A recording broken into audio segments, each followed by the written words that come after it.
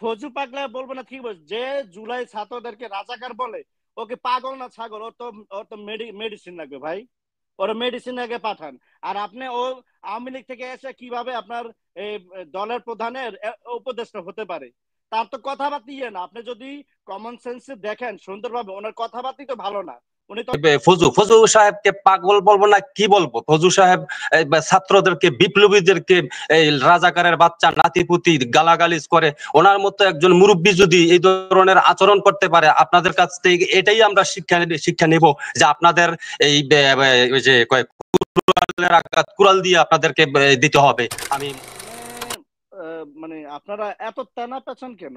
মানে বলতে চাচ্ছি, সরি টু মাই ল্যাঙ্গুয়েজ, মানে এত তেনা পেছনে তো কোনো দরকার নেই। আমরা কোনো জামাত বিএনপি কোনো কিছু করি না, কোনো রাজনীতি করি না। আমি একজন প্রবাসী।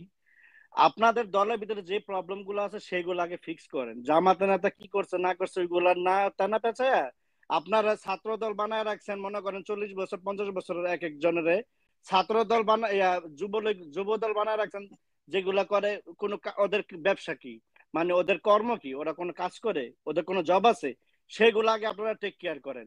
তারপর আপনি বললেন যে প্রোটোকল নিবে না, ওইটা নিবে না, মানে প্রোটোকল নেওয়া দরকার। দেখেন আপনাদের রাজনীতিবিদদের সমস্যাটা কি জানেন, এটা হলো আপনাদের ব্যর্থতা স্বীকার করে নিতে হবে যে আপনারা প্রোটোকল ছাড়া জনগণের কাছে যেতে পারে না। এটার চেয়ে কোনো লজ্জার বিষয় আর থাকতে পারে? তো এটা আপনাদের ব্যর্থতা না? আপনাদের প্রবলেম গুলো আগে আপনারা ঠিক করেন রে ভাই। সব রাজনীতিবিদরাই বলতেছি। আপনি যেমন এখন ইউকে তে আছেন, আমরা প্রবাসে আছি, আমরা তো কোনো এমপি মন্ত্রীকে দেখি না বাইরে। ভাই আমি আমি 30 সেকেন্ড বলতেছি। জি আমি 10 সেকেন্ডে বলতেছি। আপনি ফজু পাগলাকে বলার জন্য হাবিব ভাই বললো, আপনি একটু মন খারাপ হইলো। ফজু পাগলা বলবো না, ঠিক বলছে। যে জুলাই ছাত্রদেরকে রাজাকার বলে, ওকে পাগল না ছাগল, ওর তো মেডিসিন লাগবে ভাই। ওর মেডিসিন আগে পাঠান। আর আপনি আওয়ামী লীগ থেকে এসে কিভাবে আপনার এই দলের প্রধানের উপদেষ্টা হতে পারে?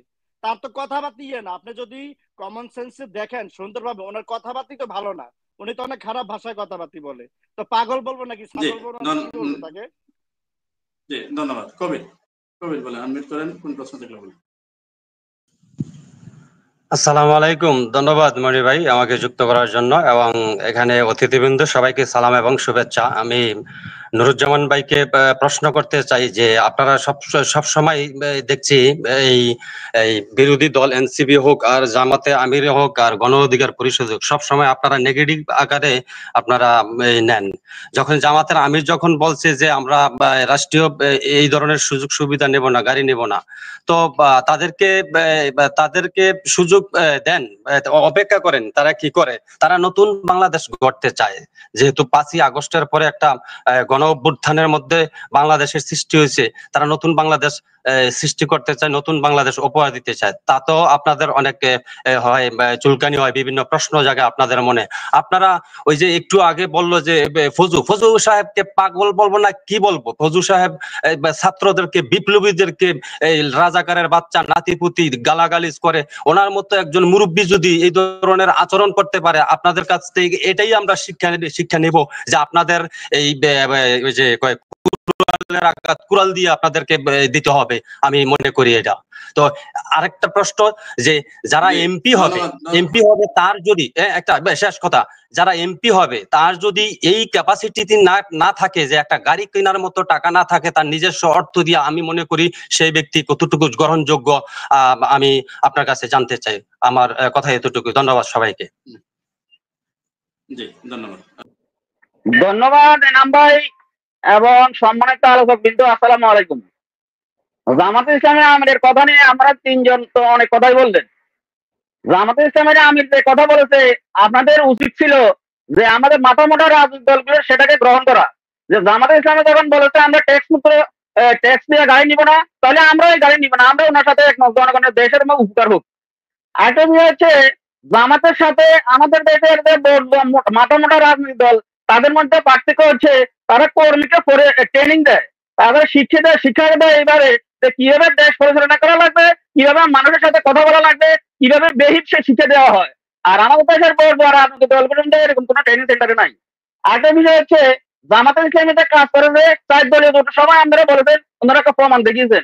সর্বশেষ একজন এই মৌলানা বা একজন শিক্ষিত আমি লোক হচ্ছেন এই যে ধর্মমন্ত্রী। বাংলাদেশের 54 বছরের ইতিহাসে তিনি প্রমাণ করে দিয়েছেন যে সৎ রাজনীতিবিদ হলে, সৎ মন্ত্রী হলে, সৎ প্রশাসক হলে কিভাবে দেশের উন্নতি হয়। তিনি এই যে হাজিদের টাকা ফিরত দিচ্ছেন, অতিরিক্ত যে খরচ বাঁচে গেছে এই টাকাটা ফিরত দিচ্ছেন। এই জন্য আমাদের দেশে শিক্ষিত লোকের দরকার। আমাদের রাজনৈতিক দলগুলো নেতা তৈরি করে না, খালি সাদাবাদ তৈরি করে। তো যদি আপনি শিক্ষিত নেতা তৈরি করেন, শিক্ষিত প্রশাসক পাবেন, শিক্ষিত দেশ পাবেন। জি জি জি। ধন্যবাদ মামুন সাহেব, বলে শেষ করেন, একটু প্রশ্নের মধ্যে থাকেন, লম্বা বক্তব্য দিলে তো অনেক সময়। বিসমিল্লাহির রহমানির রহিম। সম্মানিত উপস্থিতি, আসসালামু আলাইকুম। আমরা প্রত্যেকে কিন্তু মানে ভালোর প্রতিযোগিতা করি না, কে অন্যকে ছাড়িয়ে যাবে এই প্রতিযোগিতা করি না। জামাত একটা বক্তব্য দিয়েছে, জামাতের আমির বক্তব্য দিয়েছেন, এই আমিরের বক্তব্যের পেছনে বিএনপি একটা বক্তব্য দিতে পারতো যে আমরা এই সুযোগ সুবিধাগুলো নেব না। এই বক্তব্য না, জামাত কেন এই বক্তব্য দেন এই কথাতে আমরা লাগিয়েছি। জামাত ভাই এমন একটা সংগঠন যেখানে তারা সর্বোচ্চ ত্যাগে অতুলনীয়। ইচ্ছে করলে তারা তো একটা দল, এরকম একটা দল, তা ওই দলটার ত্যাগ যেহেতু সর্বোচ্চ, তারা সর্বোচ্চ মাপে ত্যাগ দিয়ে রাষ্ট্র পরিচালনা করতে চায়, দেশের মানুষের কল্যাণ সাধন করতে চায়। জামাত কার সঙ্গে নির্বাচন করবে? এই চাঁদাবাজিদের সঙ্গে? চাঁদাবাজিরা যতক্ষণ পর্যন্ত চাঁদাবাজি ঠিক করবে না, আমার মনে হয় জামাতের অতক্ষণ পর্যন্ত তাদের সঙ্গে নির্বাচন করা যাওয়া ঠিক হবে না। আজকে জামাতের কথা বলেন, জামাতের আমি তো মৃত্যুকে তেমন একটা ভয় পায় না। তিনি মৃত্যুকালীন অবস্থায় বললেন যে 1 সেকেন্ড আগেও আমার মৃত্যু হবে না যদি আল্লাহ আমাকে না নিয়ে যায়। তো জামাত এই ক্ষেত্রে তাদের প্রোটোকল ব্যবস্থা না নেবে, এটাই স্বাভাবিক। আপনারা যারা সাধারণ দৃষ্টিতে রাজনীতি দল, জামাতের রাজনীতি দলের সঙ্গে অনেকটা পার্থক্য আছে। তারা ত্যাগে অতুলনীয়, শ্রেষ্ঠ ত্যাগেও তাদেরকে প্রবণতা নেই, ধন সম্পদের এতটুকু গৌরব নেই, বরং ধন সম্পদ বিলিয়ে দিয়ে জামাত অন্যের উপকার করাকে জীবনের পরম সার্থকতা বলে মনে করে। এই বিষয়গুলো নুরুজ্জামান ভাই আপনাকে রপ্ত করতে হবে, নতুবা ওই আপনাদের আবার ওই যে আওয়ামী লীগকে ডেকে এনে যৌথভাবে রাজনীতি করতে হবে। এরপরেও জামাতকে মোকাবেলা করা আপনাদের পক্ষে সম্ভব হয় না। ধন্যবাদ। ইব্রাহিম সাহেব বলেন, আনমিউট আছেন, বলেন। আসসালামু আলাইকুম ওয়া রাহমাতুল্লাহি ওয়া বারাকাতুহু। কথা তো অনেকই আছে, কিন্তু বলার তো সময় দিবেন না মনির ভাই। সংক্ষেপে কিছু বলি। 16 বছর শুনছি হাসিনা যা বলছে তা করে নাই, যা বলে নাই তা করছে। কিন্তু জামাত যা বলে না, যা পারে না তা করে না, আর জামাত যা বলে তা করে। এটা হইলে এক। আমার শ্রদ্ধেয় মনিরুজ্জামান স্যারের কাছে আমার একটা প্রশ্ন, এই ফজু পাগলারে কেন এখনো জনাব তারেক রহমান, দেশনায়ক তারেক রহমান এখনো কেন এই আওয়ামী লীগের গুপ্তচরকে অবাঞ্ছিত ঘোষণা করে না, বহিষ্কার কেন করে না? এই প্রশ্ন কেন এই সমস্ত ভারতীয় দালাল গুন্ডা কেন এই বিএনপির ভিতরে রাখে বিএনপি কেন ক্ষতি করতে আছে, কেন বহিষ্কার করে না? এই প্রশ্ন রাখে আমি ধন্যবাদ। জি ধন্যবাদ। জাহাঙ্গীর